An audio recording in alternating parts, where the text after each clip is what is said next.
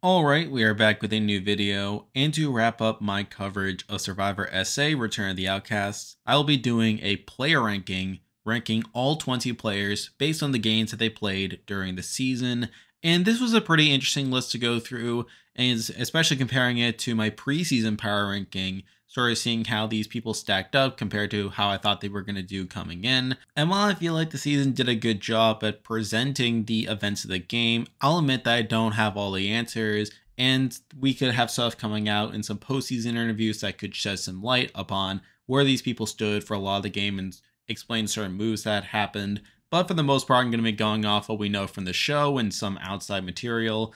But as usual, there are 20 players to talk about here, and let's not waste any more time, let's get right into the video. So starting off at number 20, the player I believe played the worst game on the season. Wasn't the first boot, but was still a pretty clear bad performance here. And here we have Tanya, who technically was the third boot of the season, but was the first one out of her tribe. And for me, this was a very obvious pick as she played an outwardly terrible game. We're coming into it, I didn't ever really had that great hopes for her as she didn't really seem like that great of a player. And I feel like throughout the season, we saw her not do particularly well, where, yeah, we did see her early on attempting to build this women's alliance, although even then that never seemed to gain much traction. But obviously, her big defining feature from the season was her rivalry with Pinty over seemingly unnecessary stuff. I mean, yeah, I understand that Pinty was eating a lot of food and she was a bit of a nuisance there, but the fact that Tanya made it such a moral matter and such a personal matter to the point where she was willing to actively drop the game and really encourage people to do what was the right thing, or what she claimed was the right thing, was pretty actively bad. And considering how she never really built many social bonds to the point where it was always going to be either her or Pinty to be the first ones out, I feel like that was pretty bad on Tanya's end, and especially the fact that she was voted out unanimously at that first tribal, despite Pinty, again, not being the most well-insulated person there, really shows how bad Tanya played across the season. And honestly, even if she had survived that first tribal against Pinty, I don't really feel like she had much of a path forward, as I really feel like she really had no one in the game. And I feel like the fact that she was so willing to drop the game at a moment's notice in favor of pursuing what she thought was right was enough to land her here at number 20. Now we're moving on to number 19, and now we're moving on to the first boot of the season, and here we have Chappies. Now, admittedly, Chappies was another person who I didn't have the best hopes for coming to the season, largely due to his reputation. I mean, obviously the fact that he was just on the most recent season, the fact that he was the highest placed finisher from his original season to where he was literally only one challenge away from winning the game, and the fact that he was such a massive character on that season really made him stand out to the point where I was very much worried about his chances coming into it. Now, to be fair, he didn't play as actively bad as I felt like he could have, as it seemed like early on he was building some connections there, particularly with a Steffi, and through that he was kind of being included on the Breakfast Club side of things. But before long, he was being targeted, and a lot of that was his own fault, where he was literally hunting for idols on the first night, which really made him stand out to the point where people were willing to target him. And I feel like, aside from that, the other thing I can give him is he did technically only go out in a plurality vote, in a 5 to 4 to 1 vote. He didn't even get a majority there, but still the fact that he was the first boot of the season, and I wasn't really sure how much longer he could have lasted even outside the Breakfast Club, that does lead me to put him here at number 19. Now we're moving on to number 18, and we have someone who's kind of similar to Chappies, and we actually have the next boot to talk about, and here we have PK. And I feel like PK definitely had some potential coming to the season, particularly through his preseason connections. However, I feel like he was also someone who was really brought down by the fact that the Philippines players were being targeted so much early on, and he really made it a point early on to get all the Philippines people together, particularly Toni and Palesa from his tribe. If he had made it to the swap, he probably would have picked up Tevin along the way. And the fact that people recognized that and were so threatened by the Season 6 people to where they were targeted right away made it hard for PK to really get through there. Now, similar to Chappies, I mean, he did only go out in a 5 to 4 vote. It wasn't as if he had no backing coming into it, but it's still the fact that he was only the second boot. I can't have him too much higher than this. So because of that, he is here at number 18. Now we're moving on to number 17, and we're actually jumping quite a bit forward in the boot order here. But even then, I'm sure some people will feel like this person is too high. But here we have Pinty.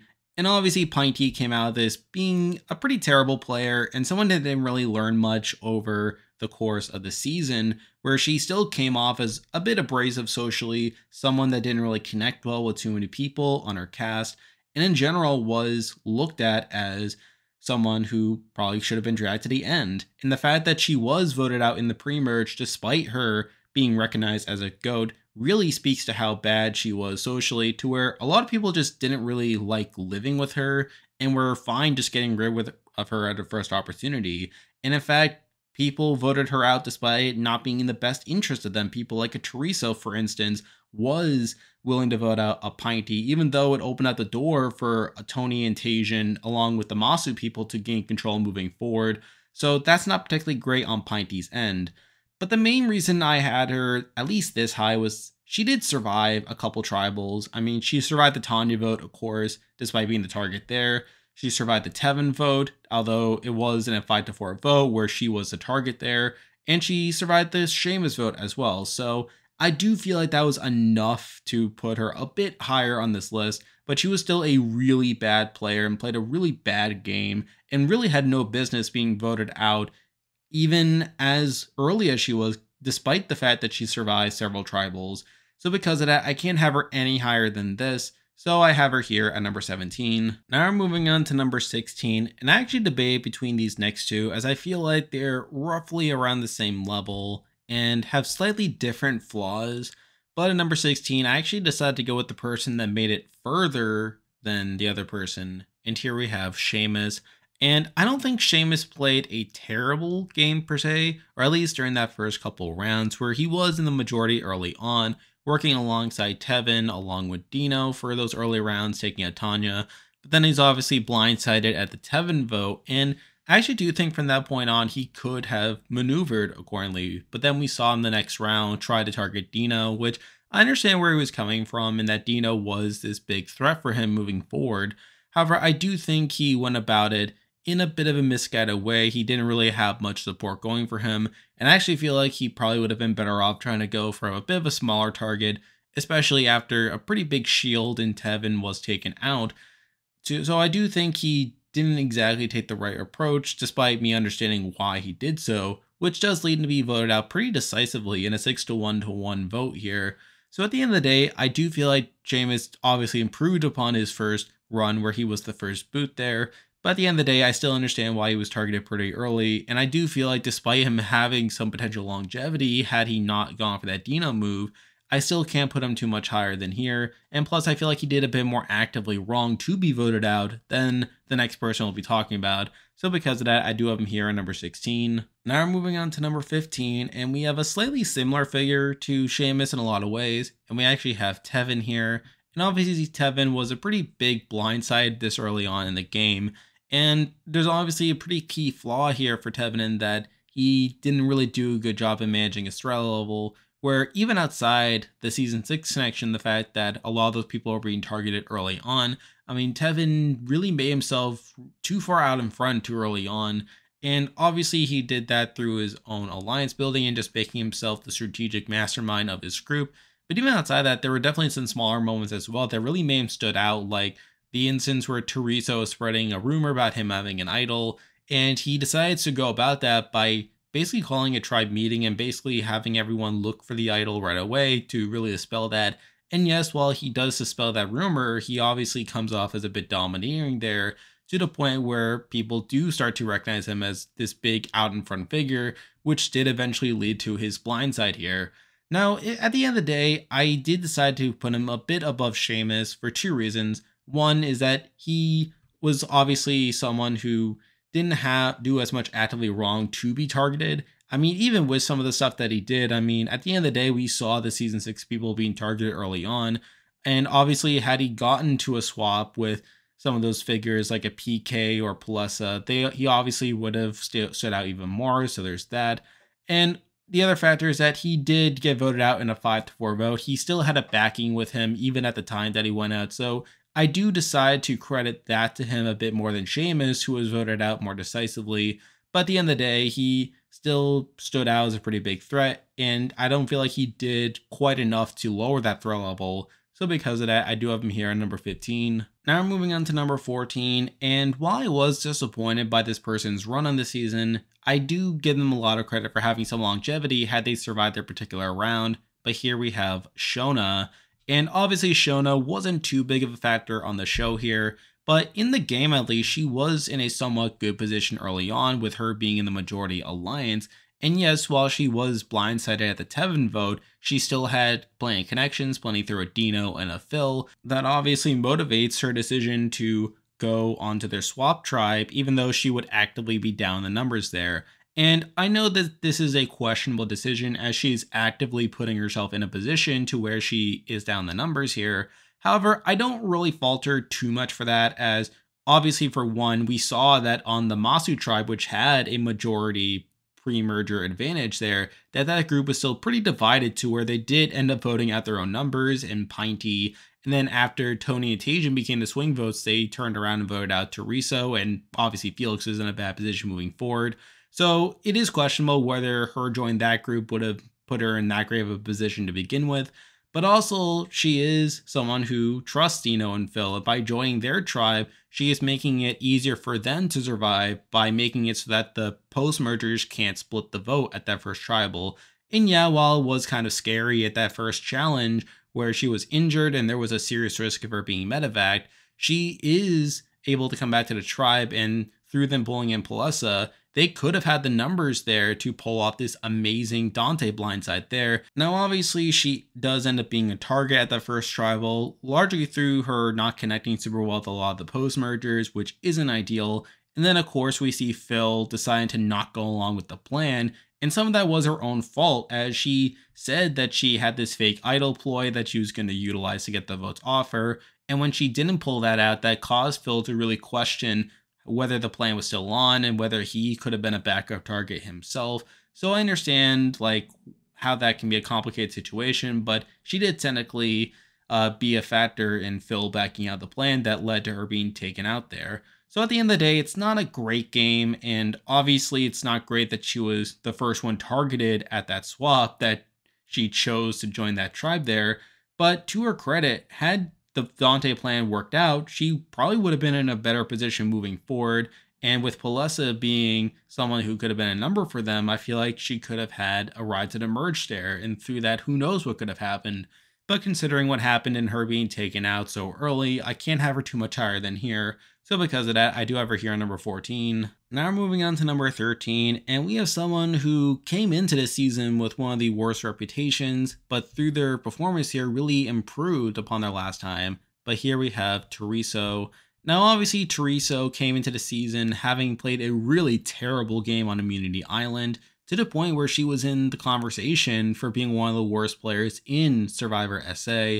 But obviously she did improve, at least upon her social game, to where she was definitely someone who was more outgoing, and through that she was able to build more bonds throughout a lot of that game, to the point where she was being included on some more plans there. Now I do think she still struggled a bit and made some pretty sloppy moves, such as her spreading the rumor about Tevin having an idol when she didn't want any suspicion to come under her. I mean, that wasn't particularly ideal, and she actually got pretty lucky that it didn't really blow up in her face, so there's that.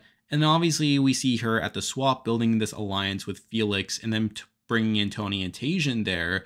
And yes, while this could have given her the majority there, we also saw Felix saying that she didn't inform him about bringing in Toni and Taijin beforehand. And concerning the fact that Toni and Taijin didn't ultimately stay loyal to them, I mean, that definitely reflects upon her strategically and her ability to keep people in line and to really talk through all the options. So that's not particularly ideal. And it ultimately backfires on her when we see Toni and Taijin flip on them the very next round to vote out Pinty, putting the pre-merger down the numbers. And then obviously she is the next target there, which isn't great. And obviously it's not good that she's a pre-merge boot again. But again, I feel like she did improve quite a bit from her last time, particularly socially, as I said.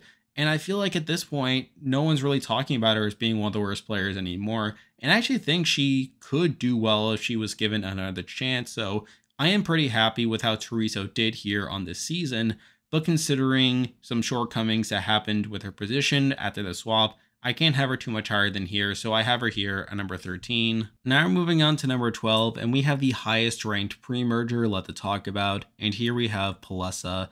And I actually think Palesa did pretty alright on the season, all things considered, and the fact that she was one of the few remaining Season 6 players left by the end of it is somewhat impressive on her end. Now, obviously, she wasn't in the best position early on, where despite her being a Season 6 member, we obviously saw that she was the most expendable upon them, to where we heard people like a Toni talking about how they could have cut Palesa in order to throw out the suspicion there. And while that doesn't amount to anything, I mean, it's not particularly great, but she does end up in the majority early on, voting out Chappies, but then quickly becoming this double agent and flipping over to the Season 6 group, only for her to be blindsided there, which isn't great and really caused her to not be in the best position after that point, but she is able to scrape through until the swap. At the swap, she is, again, playing the middle here and really seeing her like being willing to work with Dante and the other post-mergers there, but also recognizing that she was towards the bottom of that group to the point where she was willing to work with Dino and Phil and Shona to blindside Dante that first tribal, with her throwing her vote onto Dino in order to avoid suspicion there.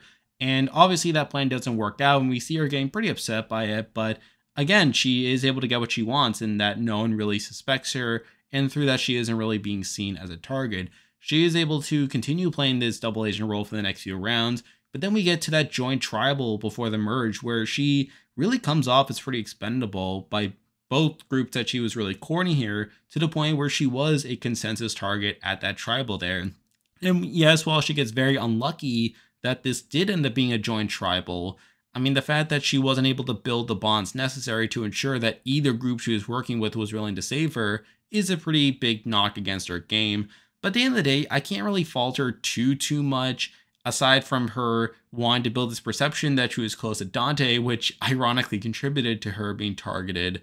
But considering that she was able to navigate her way to the merge, more or less, I do feel like she played a good enough game for her to be here at number 12. Now I'm moving on to number 11, and obviously everyone left here at least made the merge along with the jury phase. And here at number 11, I actually debated between this person and the next person, kind of similar to what I did with Sheamus and Tevin here. Although this time I am sticking with the boot order here, but here we have Toni.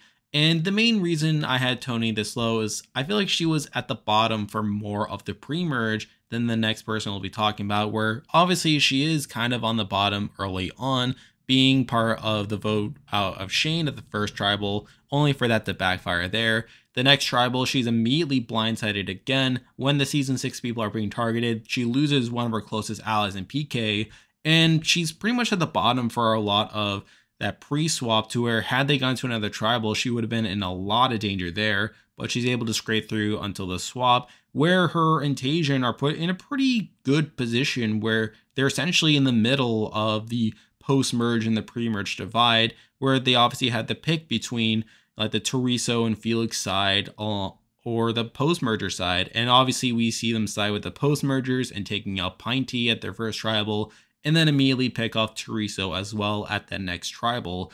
But then obviously, once the rest of the players come in, is where she starts to lose her position again, particularly with the Breakfast Club really taking control over these next couple of tribals, with Toni being left out of there.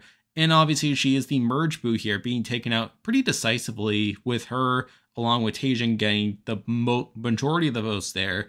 And yes, while she did try to make a move at Merrell here, it was largely unsuccessful and she was taken out, becoming the first member of the jury.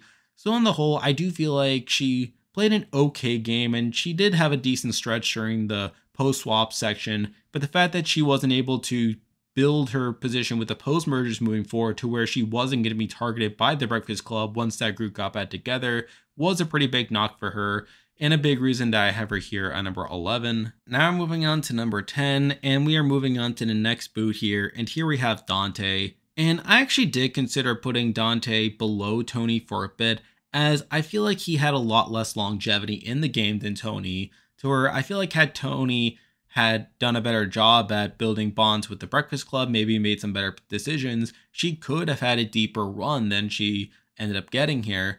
While Dante is someone who definitely changed it up and definitely went for a more aggressive game here, but I still feel like he did such a poor job at threat management, to where I don't really see him having an end game here. And obviously he was taken out relatively soon after the merge here and was targeted even before that. I mean, obviously he was in the majority early on, so I do give him some credit there, being part of the Breakfast Club. But even then, he was outside the core of that. At the swap, he basically took charge of the post-merger contingent there, to where he was the one beating the drum to vote out Dino. But even then, he wasn't able to influence Marion or Merrell to do so, as they had good relationships with Dino, and through that he was unable to convince them of doing so, and it became a recurring storyline after he was taken out that they should have listened to him. But again, that goes to show how ineffective he was in doing so. But then again, I feel like if they had gone to another tribal in the post swap, to where they obviously only went to one, I feel like he probably would have gotten his way there, but that's another story. But obviously at the tribal that they do go post-swap, he probably would have been voted out had Phil gone along with the plan, which is a pretty big knock against this game. The fact that he was such a big threat there. And obviously even after that tribal, we heard Marion and Merrell talking about flipping on Dante at some point. And obviously they eventually do so at the second tribal after the merge. And I feel like there really wasn't anything Dante could do to lower his threat level moving forward, to where I don't really see him having an end game outside winning out.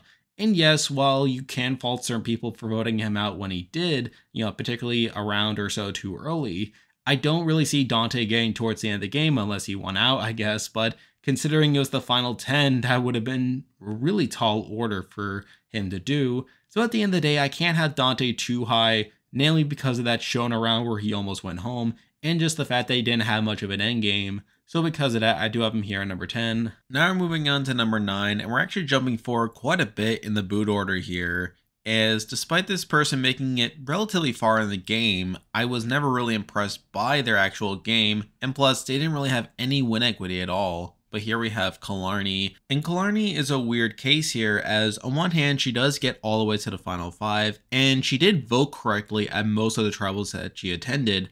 However, she was also widely regarded as a GOAT from pretty early on in the game, to the point where it seemed like a lot of people were just dragging her along.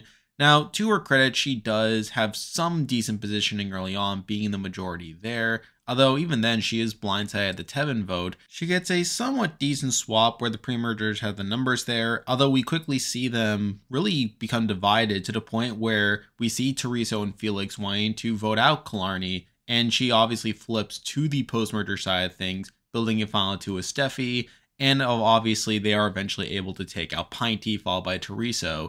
But even then, the fact that she was being targeted at that Pinty tribal is not great, especially given the fact that she was seen as this GOAT here. Obviously, she is able to stay in the numbers for a lot of the post-merge as well, but again, I feel like she has very little to do with a lot of the stuff that's happening there, despite her voting correctly. And in fact, we even see her get this impression that she is the one driving the game here, particularly when it comes to the Steffi and Merrell votes, where she obviously talks about wanting to turn on Steffi, and when that vote happens at the final 9, she thinks that she was the mastermind of it, despite the fact that not only did she not do much to get the votes onto Steffi, but she herself didn't even vote for Steffi at that tribal, leaving people to believe that she was let out of the plan entirely, which is just pretty crazy to think about. Same thing with the Merrell vote, where again, she thinks she's the mastermind behind it, which I guess. And it's pretty clear that a big reason she is being dragged to the game is because she's seen as this GOAT, and I feel like that's largely warranted, as I don't feel like she wins against anyone, even if she got to the final 2, and she was recognized as this GOAT from early on. But despite that, she was still a target at multiple tribals throughout the game. During the Sheamus vote, she obviously got votes there, which isn't great. During that Pinty vote, she was the minority's target. Literally, Teresa and Felix, 2 people from her own starting tribe, were willing to flip on her, and it's through Toni and Taijin siding with her and Steffi that caused her to stay there, which isn't great. During the Teresa vote, again, she was getting votes there, literally part of the 2-2-2 tie that happens there, which isn't great. During the Merrell vote, as I said, she did get 2 votes against her, and Merrell did believe that she was the minority there, and had Merrell used like her idol or her tribal pass on herself, there is a good chance that Killarney would have been cut there. That's not great. At the final 6, she is tied for the most votes along with Felix, and through that, Felix is taken out at the tiebreaker there. And then the final 5, she is ultimately voted out, despite Dino being a much bigger jury threat than her. And I feel like the fact that Killarney is voted out over Dino at the final 5 really speaks to the fact that no one really wanted to take her to the end, despite them recognizing that she would have been very easy to beat. And obviously going back, the fact that she was considered so expendable for a lot of the game, to the point where she was being targeted at all these tribals. And yes, while she does survive all of them and get to the final 5, the fact that people were targeting her, despite the fact that it's Killarney, makes it a really bad game in my eyes. When you add the fact that she never wins at the end, and also the fact that she had this delusion where she felt like she was controlling a lot of the game, when in reality, she was probably one of the least instrumental figures in a lot of these moves that she was taking credit for. I can't really respect that too much, and it's a big reason I have her here at number 9. Now we're moving on to number 8, and we kind of have someone similar to Killarney. However, I feel like this person was a bit more active throughout the game, but still didn't have too much control over what happened. But here we have Taijin. And Taijin was definitely one of the more interesting figures to see on the season, as he was obviously the player with the biggest layoff over his original season. But despite him coming into the season as one of the more underrated players and one of the more strategic players from his original season, he comes out of this not looking too great, and obviously he was rarely in control throughout a lot of the game. Where obviously early on, he was aligned with the Toni PK side of things along with the other Season 6 members, but obviously they ended up being in the minority early on, with him being let out of the PK vote, which isn't great. Obviously at the swap, P and Toni get a pretty good swap where they end up being the swing votes more or less, despite the post-mergers being in the minority there, with obviously Teresa and Felix bringing them into the alliance. And he basically has to choose between Teresa and Felix versus Steffi and Killarney. And obviously he does end up choosing the Steffi and Killarney side to take out Teresa and Felix. However, I do feel like this does put him in a bit of a worse position moving forward, despite him being in a somewhat swing position during a lot of this post-swap there. Obviously, come the merge, he loses Toni immediately, is sort of left in the minority there. And while he is in the majority for the Dante and Steffi votes, I still feel like Taijin isn't really in the driver's seat for a lot of it. And he actually kind of becomes a joke over a lot of this post-merge, where you could clearly tell that he was being affected by the elements and the fact that he wasn't getting a lot of food, to the point where he was literally begging Dino to take him on the reward just so he can get some sustenance. However, that doesn't really go through there. Obviously, he is able to get on board with the Steffi plan to fall on 9, working with Merrell there. And of course, Merrell does give him her reward send token, which I guess is something at least. But obviously loses Merrell shortly thereafter, is one of the few people let out of that vote, which isn't ideal. And then coming into the final 7, he was still in a pretty bad spot. He probably didn't really have too much of a path to the end game. And while he did make a push to vote out Felix, the No BS Alliance was able to stick together just long enough for him to be taken out there at the final 7. So on the whole, when I look at Taijin's game, I feel like while he did have an okay stretch during the post-swap, I feel like he was someone who was rarely in control for a lot of the game.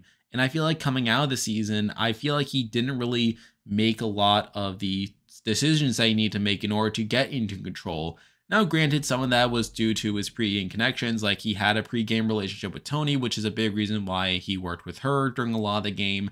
But also, obviously, the fact that he didn't really have much of a path to the end game as well. He didn't really have anyone that was willing to take him to the final 2. He obviously considered taking out Killarney during the final 8, which wasn't ideal either, and probably one of the few scenarios where he wins a jury vote.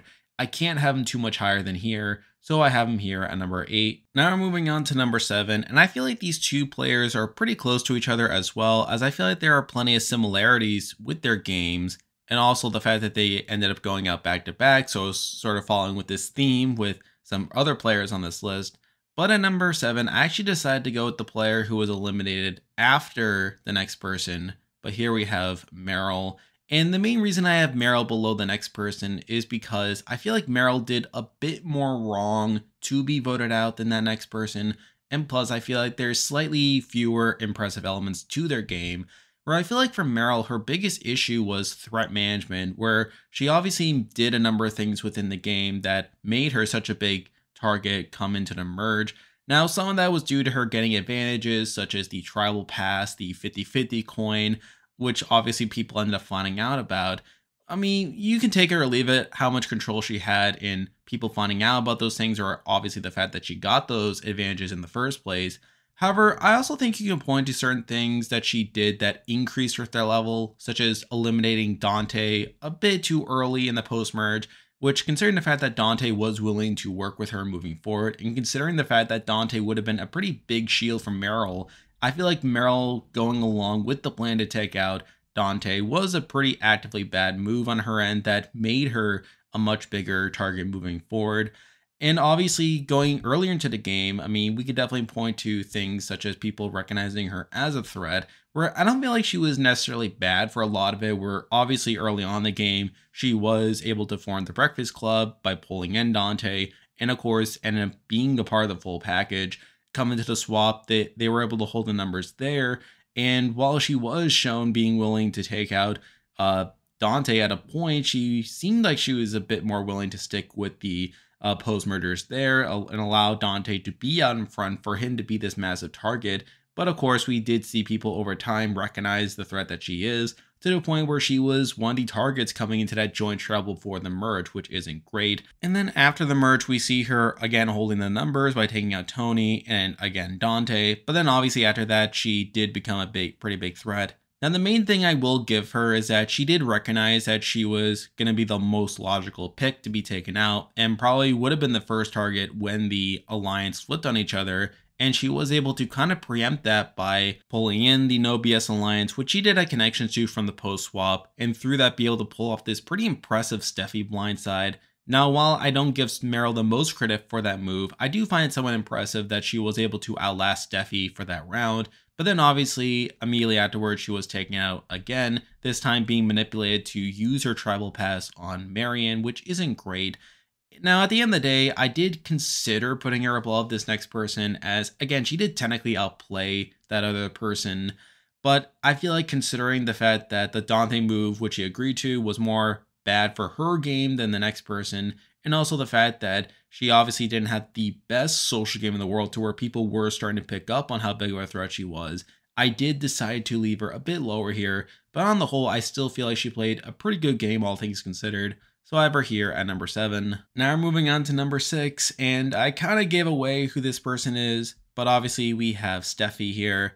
Now, I did decide to go with Steffi being a bit higher than Merrell, despite the fact that Merrell did technically outplay her at the final 9, and she was obviously taken out a round before her, but I still feel like I was a bit more impressed by Steffi's run here, even though there were still some issues along the way. Where obviously early on, she was again part of the formation of the Breakfast Club and the full package, and obviously while she does lose Chappies at that first tribal, she was able to reintegrate pretty well to the point where she was able to build a number of bonds there, so there's that. She obviously doesn't get the best swap in the world, where obviously her and Killarney are at the bottom. However, she is able to build a final 2 with Killarney, which I do find pretty impressive. But what I find even more impressive is the fact that she's able to pull in Toni and Taijin, 2 people who were not part of the Breakfast Club and probably had every reason in the world to flip to the Teresa and Felix side and the Pinty side in order to hold the numbers throughout a lot of that post swap, taking out Pinty and then Teresa soon after, which obviously does a couple things. One is that it ensures that she has control over that post swap tribe, which again, considering how much on the outs Toni and Taijin were in the pre-swap and how much reason they had to flip, considering the fact that Steffi was able to get them on her side is pretty impressive to me.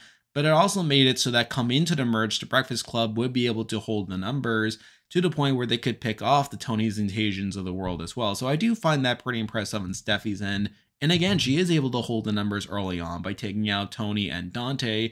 And yes, while getting rid of Dante isn't great, I did explain in the last segment how it was worse from Merrell's game than for Steffi's game, as I feel like Steffi was better positioned and was inherently a lower threat than a Merrell, but obviously it wasn't enough to stop her from being blindsided the next round, where obviously we see the No BS Alliance recognize how great of a position she was in and pull in Merrell to blindside her with an idol in her pocket. So at the end of the day, I mean, it's still not a great game either, as again, she was blindside at the final 9. But I feel like there were a bit more highs with Steffi's game, namely her post-swap section. That does make me put her a bit above Merrell for me, so I have her here at number 6. Now we're moving on to number 5, and we have probably one of the most improved players from their previous season, but here we have Felix, and Felix played a pretty good game all things considered, and considering the fact that he didn't really display too much from his original season, he was obviously a pre-merge boot, he definitely played a pretty strong game all things considered, where early on he was, again, a part of the majority. He wasn't quite in the center of things, as I feel like Tevin and Sheamus were in control from early on, but again, he was part of the Tanya boot. But then afterwards, we see him build this alliance with Phil and Dino that allows them to blindside Tevin, and along with that, Sheamus in the next tribal, and I do find that pretty impressive on his end.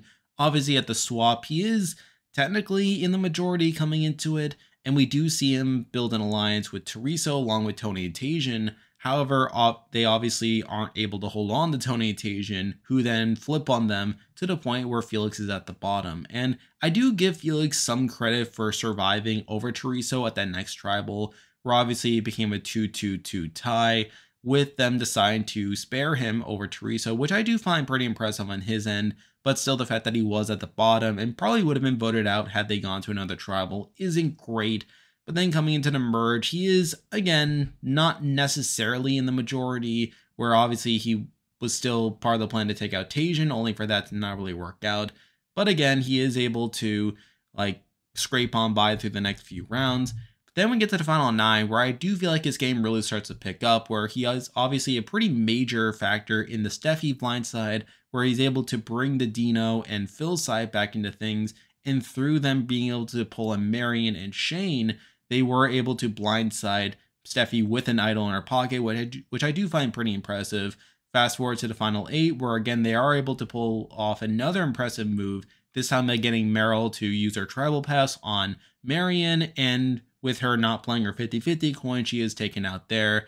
Now, I do feel like Felix probably wasn't as instrumental for that move as someone like a Dino, who had a better relationship with Merrell, but I still find it somewhat impressive that he was able to pull out the Steffi blindside, which is pretty good.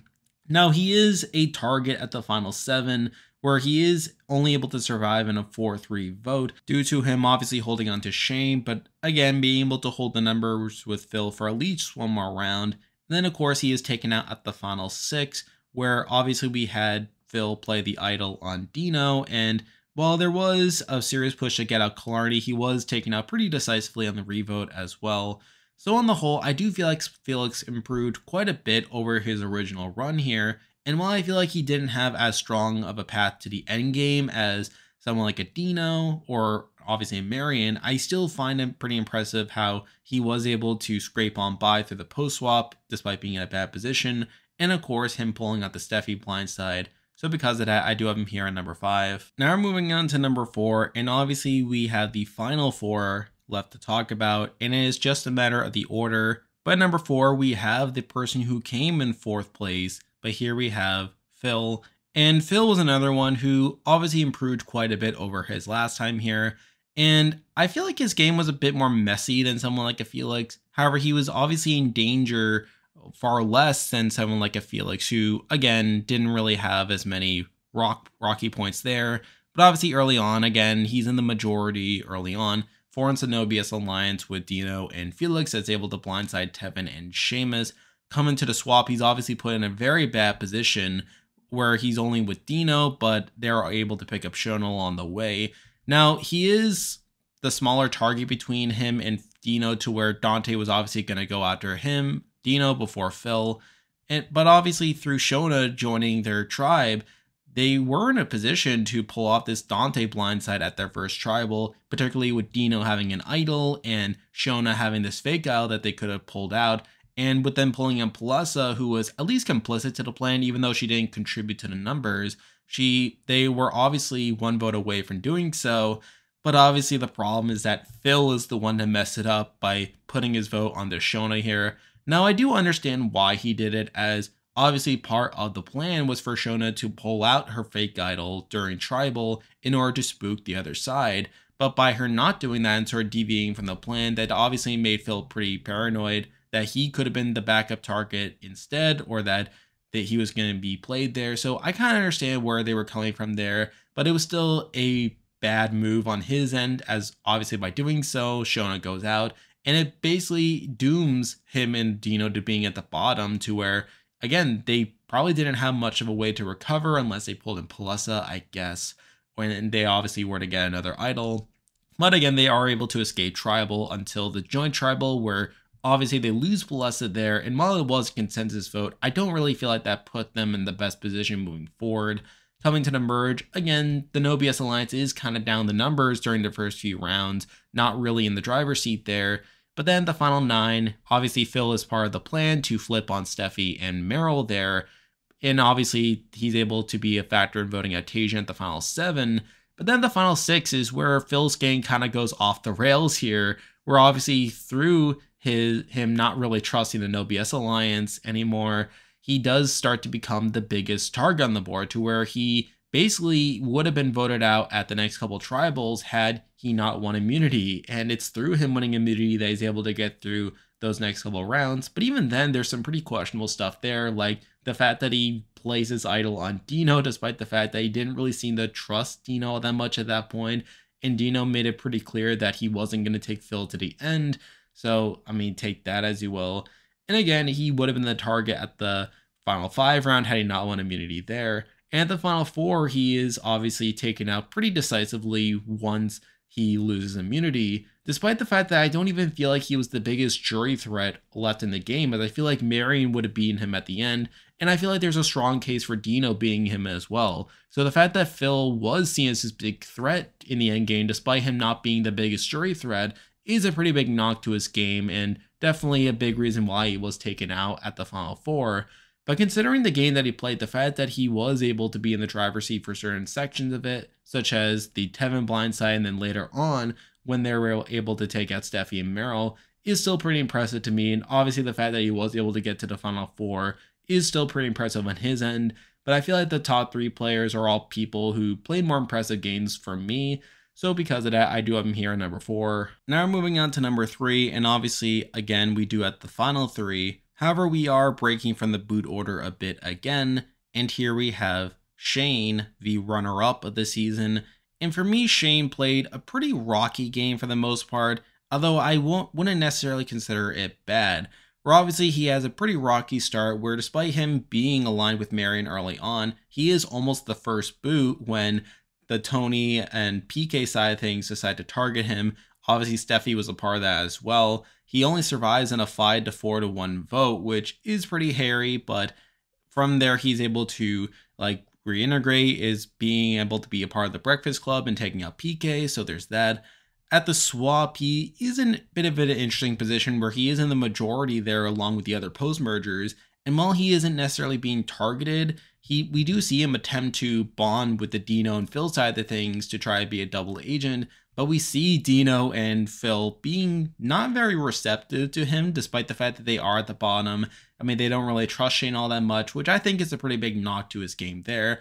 Obviously, the joint tribal is another pretty rocky part of his game as well, where he was seriously considered to be a target there, and he was only able to escape being targeted due to him faking having an idol.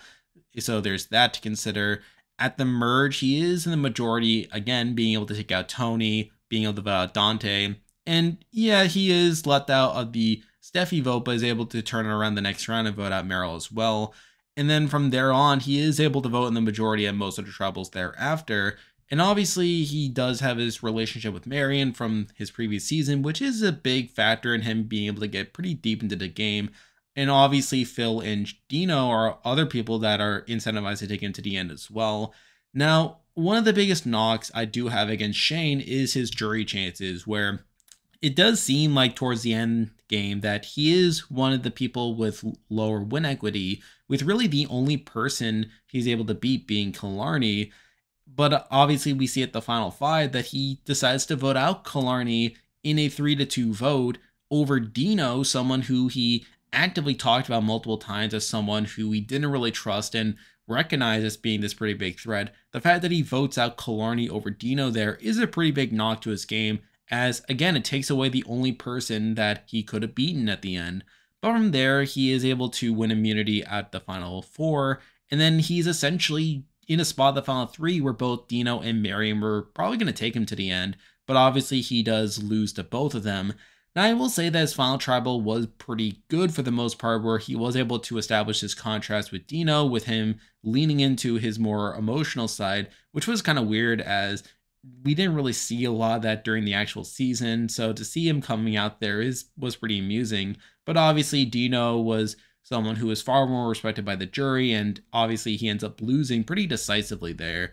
So at the end of the day, I feel like Shane is someone who did vote in the majority for a lot of the game. And yes, while there were some pretty rocky rounds like that first tribal and the joint tribal, he was largely safe for a lot of the game. And he did have some allies that did want to take him relatively deep into the game. But considering the fact that he wasn't really in the driver's seat for a lot of it, and plus the fact that he doesn't really win in many scenarios and actively voted out one of the few people that he does win against in Killarney, is a pretty big knock for me, and definitely a big reason why he ends up losing the game here.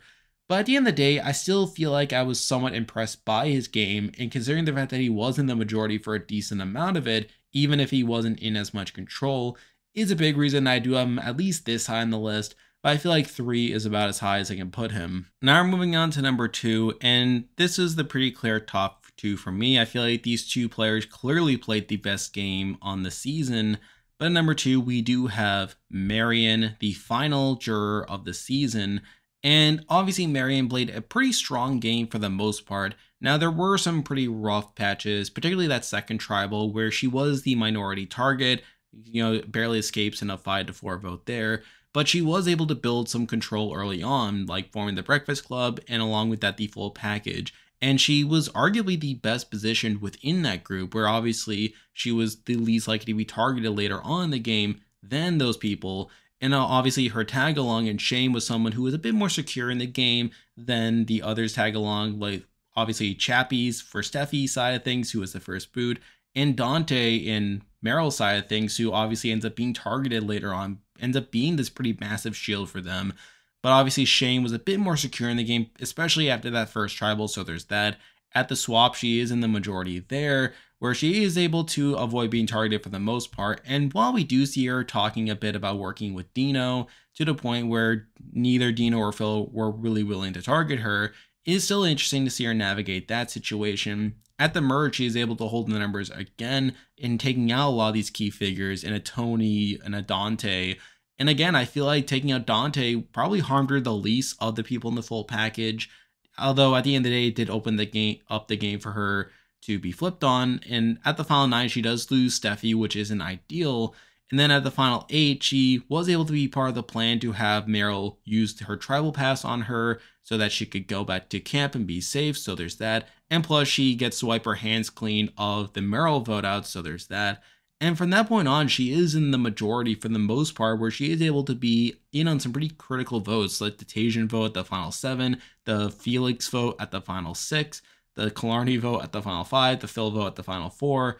At the final 3, she was in a pretty rocky spot at that point, where she more likely had to win final immunity in order to get to the end of the game, which I do feel like is one of the bigger faults with their game, in the fact that she needed to win that final immunity challenge, despite there being Shane, someone who had worked with her from a previous season, and Dino, someone she was obviously aligned with a lot during this season at least. But I feel like one of the biggest boons to her game is her win equity. I feel like she was the biggest jury threat on this cast, to the point where she wins against literally everyone. And that wasn't just due to obviously her personal story, which she was talking quite a bit about, as she didn't want to win solely due to that.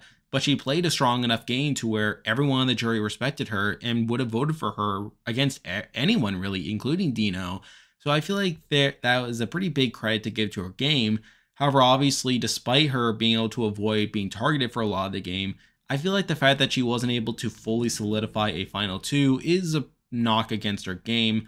but I was still pretty impressed by her ability to avoid being targeted for a lot of the game, where obviously we saw the other members of the full package and Steffi and Merrell being taken out back to back, and while she largely avoided being targeted due to her relationships, particularly with a Phil, a Dino, and obviously a Shane, of course, to where she was able to get through the game in a relatively good position for the most part, with there being relatively few votes where she was left out of it. So I feel like that is enough to make her this high on the list, and I feel like on the whole, she played a very strong game.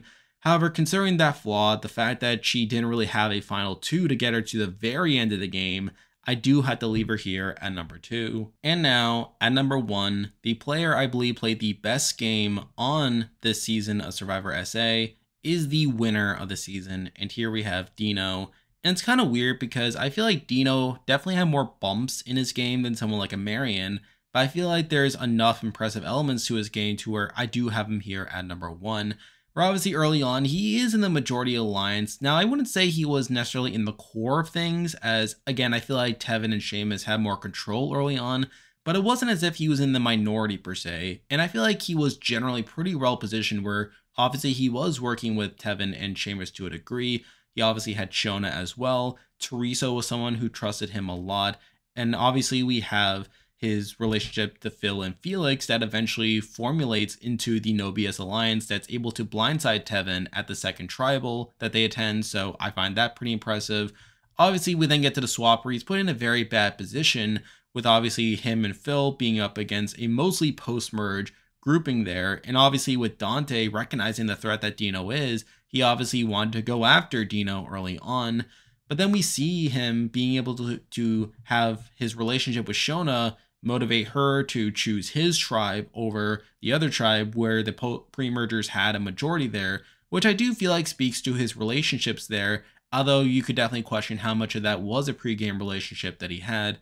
But through that, he is able to pick up 3 pre-mergers, which is enough for them to pull off a potential blindside as a means that the post-mergers can't split the vote if they are able to get an idol. And sure enough, Dino is able to find an idol, and through him being able to work with Palesa to a degree, they do agree to this plan to blindside Dante, which almost worked, which I do give Dino a lot of credit for, except that Phil ultimately backs out of the plan and votes out Shona instead, which isn't great and obviously puts him and Phil in a pretty bad position moving forward. But even with Dino being the biggest target by the Dante side of things, we still see Marion and Merrell having a good enough relationship with Dino to where they aren't comfortable targeting Dino per se. And had they gone to another trial before the merge, I don't think it's a guarantee that Dino would have been voted out. I feel like there definitely could have been room for Dino to maneuver there and potentially still pull off a Dante blindside, even after failing to do so. But then obviously we get to the joint tribal where they obviously end up losing Palesa, which isn't ideal as Palesa definitely would have been a number for Dino in the post-merge. And then soon after, he obviously loses Toni, who again was another one of his pre-game relationships that does end up putting him in a worse position.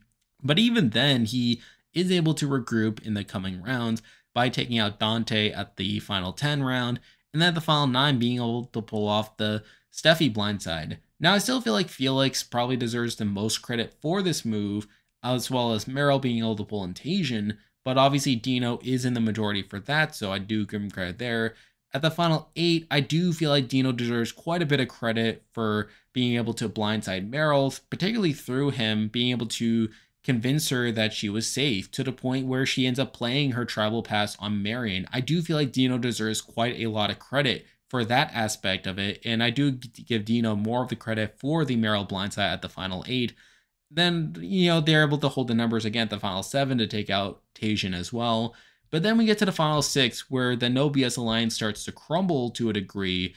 However, even then, even with Phil and Felix starting to recognize that Dino is going to be this big threat in the end game, we do see Felix and Phil basically get this divide that ultimately culminates with Felix being the target there and Phil even playing his idol on Dino despite the fact that he didn't really trust Dino that much at that point in the game.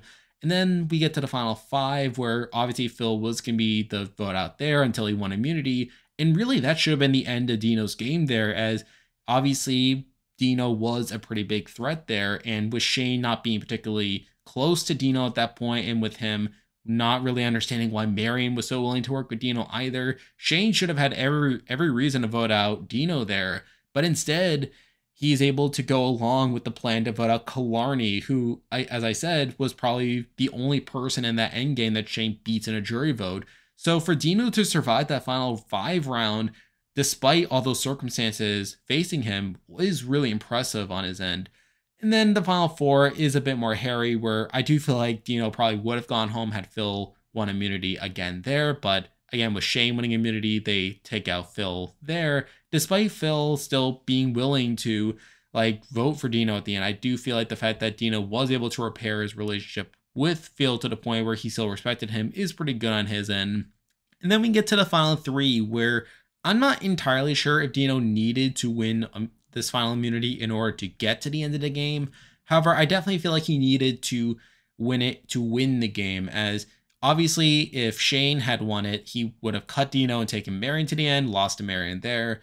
And if Marion had won final immunity, I'm not entirely sure what she does, as obviously on one hand, she again could have cut Dino, taken Shane, obviously someone she had a previous relationship with, and won the game there. But with her talking so much about wanting to take the strong players to the end, I do feel like there is a chance that she could have taken Dino as well. Now, obviously, Dino still would have lost to Marion, but I do feel like there is some debate there over whether Dino needed to win immunity to at least get to the end. But obviously, Dino does end up winning final immunity, and he makes the optimal choice in cutting Marion to take Shane to the end, and obviously he wins in pretty dominating fashion there. So when putting it all together, I do feel like Dino played a pretty solid game for the most part, where obviously there were rocky points. There were definitely points where he could have been in danger. There were obviously points where he was blatantly on the outs, and obviously points where he could have gone home had things gone a bit differently. But I do feel like there are enough merits to his game, and enough points where he was pulling off some pretty impressive moves, and enough points where he was in the majority alliance, to where I do feel like he is a satisfying winner for the season. And when we're comparing it to Marion, who obviously was in a more solid position for longer in the game, one thing I do give Dino over Marion is that I feel like Dino had more people who are willing to take him to the very end of the game, where again, I feel like Marion was obviously someone who would have considered taking Dino to the end. And I feel like even Phil, had things gone differently, I feel like there was a chance that Phil could have taken him to the end as well. But considering that Marion literally needed to win final immunity in order to get to the end, where I feel like Dino had a bit more wiggle room there, I do feel like that is one thing I can give over Dino. And plus, while Marion does beat Dino if they got to the end together, Dino was still the second biggest jury threat on the board, where obviously he beat Shane, but he also beats Killarney. He probably beats Phil as well. And I do think he pulls out the win against Felix as well. So while Marion was the biggest jury threat on the season, Dino wasn't that far behind her as well, so I feel like at the end of the day, it doesn't really create that big of a disparity as well. And plus, there were still enough impressive elements to Dino's game, including the fact that he does ultimately beat out Marion at the end, that does lead me to put him here at number 1. And there we go, that will do it for this week's video, along with my coverage of Survivor SA Return of the Outcast. I definitely feel like this was a season that was a long time in the making for me, as I literally covered it back in November, back when we first heard about it, to now finishing up the season, which was pretty exciting. And considering how good the season was, I was pretty glad I got the chance to cover it here on this channel. But moving forward, there's still a lot of stuff coming your way. Obviously, Big Brother 24 is still happening, so expect weekly power rankings for that. Obviously, we have new shows coming out like Survivor 43, along with Amazing Race 34, so stay tuned for coverage of those shows as well. And in general, there's just more Survivor content coming your way, so stay tuned for that. And if you haven't already, be sure to join my Discord server. I'll leave a link for that in the description. A lot of stuff coming your way, but for now, that is the video. See ya.